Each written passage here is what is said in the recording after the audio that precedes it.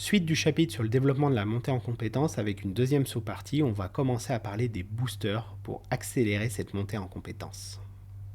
Pour commencer cette vidéo, je vais te demander de prendre un papier et un crayon parce que je vais te demander de me dessiner un lapin. Oh oui, je suis très sérieusement, dessine-moi un lapin. Mets la vidéo en pause, prends quelques temps et lorsque tu es prêt, remets sur lecture. C'est bon, tu as fini? Ok. Alors moi je sais que cet exercice, j'aime beaucoup le faire en groupe, parce que lorsque je le fais en groupe, chaque personne va individuellement dessiner des lapins différents. Tu vas en avoir avec juste des têtes, donc avec des têtes et des corps, deux profils, deux faces, plus ce mode cartoon, bref, tu as le droit à tout et n'importe quoi, et c'est super chouette à regarder. Maintenant je vais te demander, toujours avec ton papier et crayon, de me dessiner un lapin, mais en suivant le modèle que je te donne. Pareil, mets la vidéo en pause et prends le temps de dessiner un lapin.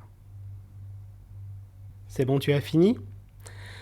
Et bien là, normalement, tu auras un résultat qui est approchant du résultat final qui a été proposé. Et tout le monde, lorsque je fais cet exercice en groupe, après cette deuxième version, tout le monde a un lapin à peu près similaire, même si on est d'accord que certains ont plus ou moins des talents de dessinateur, je te l'accorde. Si je t'ai fait faire cette expérience, c'est pour te parler d'un outil qui s'appelle les modes opératoires simplifiés.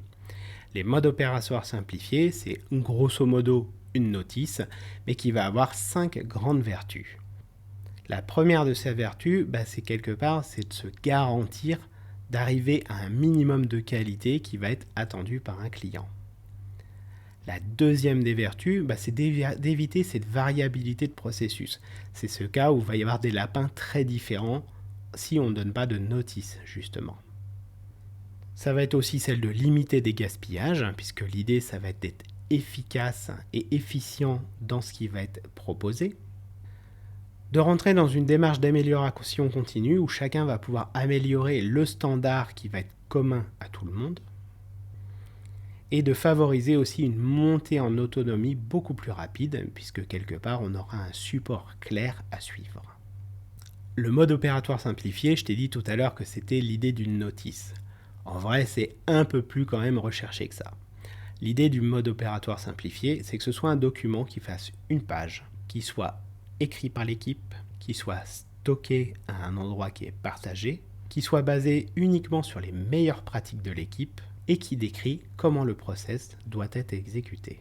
Souvent, le mode opératoire simplifié vient en concurrence d'un autre document qui va être le guide opératoire ou les procédures. Ces documents sont extrêmement différents. Le mode opératoire simplifié, comme je te le disais, c'est une page, là où les guides opératoires ou les procédures, c'est plusieurs pages. Dans les modes opératoires simplifiés, on va écrire avec des phrases courtes, très simples, très opérationnelles, alors que dans les guides opératoires et les procédures, on a plutôt tendance à délayer les choses. Dans les modes opératoires simplifiés, on va être focus sur l'utilisateur, le but que ce soit pratico-pratique.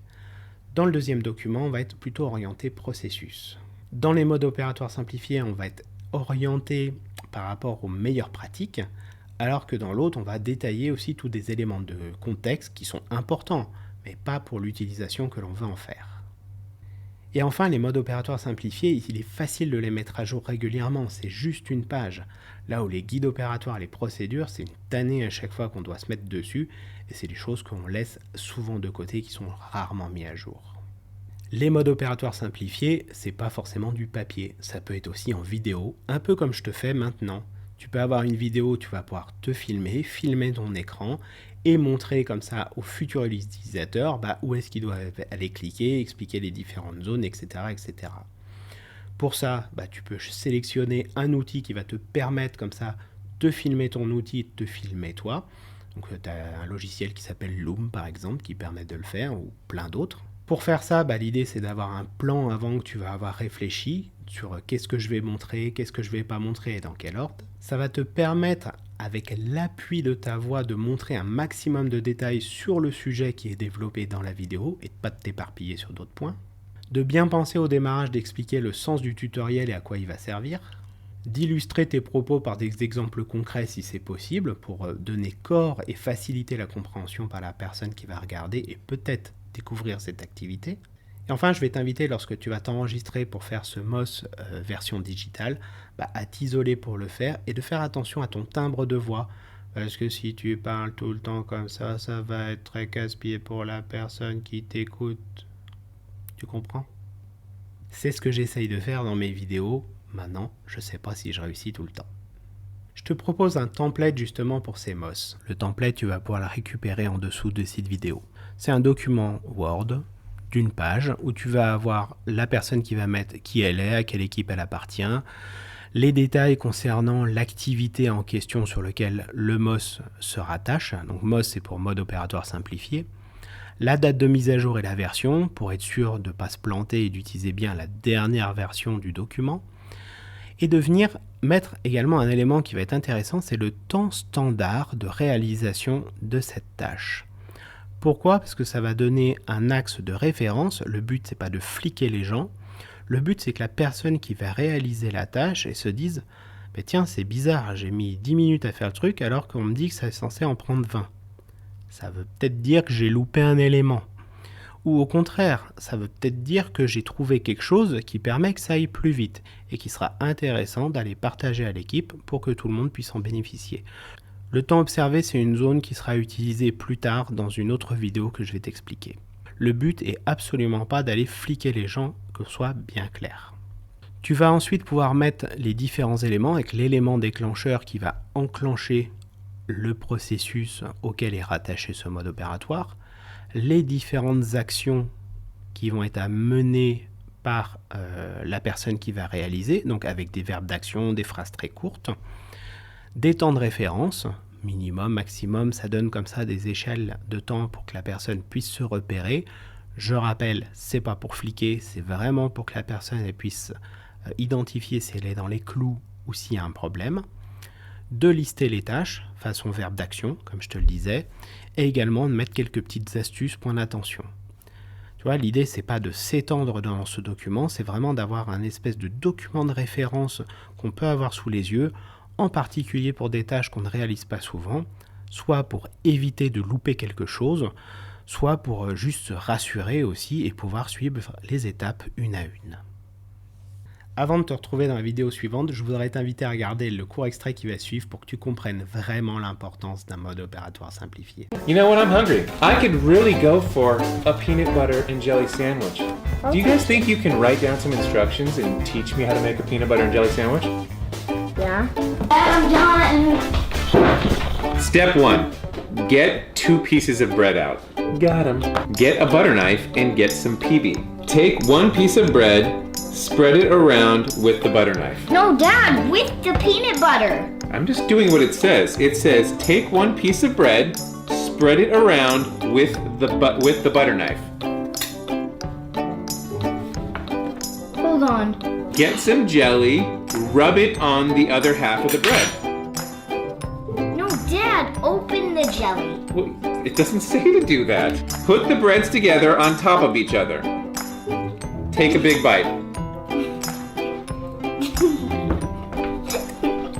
This doesn't taste like a peanut butter and jelly sandwich. Fail. Sorry, I had to make it extremely specific. Oh, good. I'm starving. Take 2 pieces of white bread out of the bag. Take the lid off the jar of peanut butter. Get a butter knife and stick it inside of the peanut butter jar. With the knife, scoop a bit of peanut butter out A bit, of that means like a lot. A bit means a lot? In my world. Alright. There we go. Doing better than before, though. Open the jelly jar.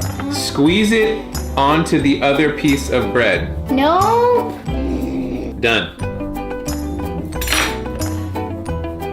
Closer.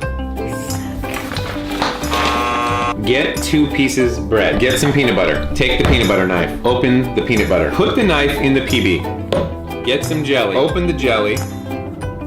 No.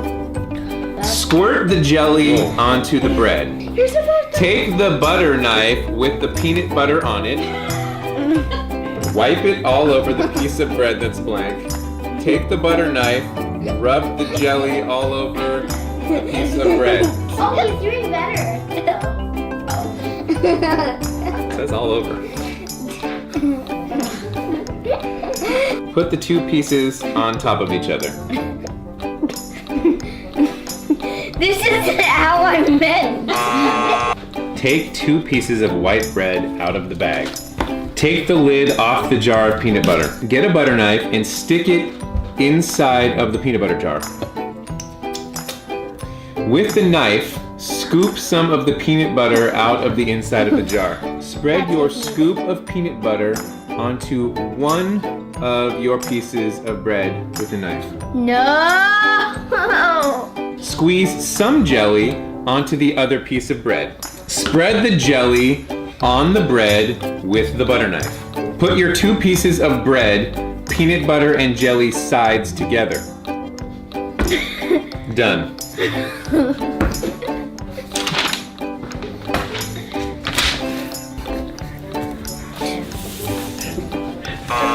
Get 2 pieces of bread. Get some peanut butter. Get some jelly. Open the peanut butter. Get a butter knife. Put the butter knife in the peanut butter.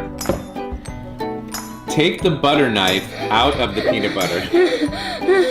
You did it wrong. No. Take 1 piece of bread and take the butter knife that has the peanut butter on it, spread it all over the top of the piece of bread. Dad, That's the top. I mean the sides. Squirt some on another piece of bread. Take the butter knife, rub it all over the top of the piece of bread. I quit.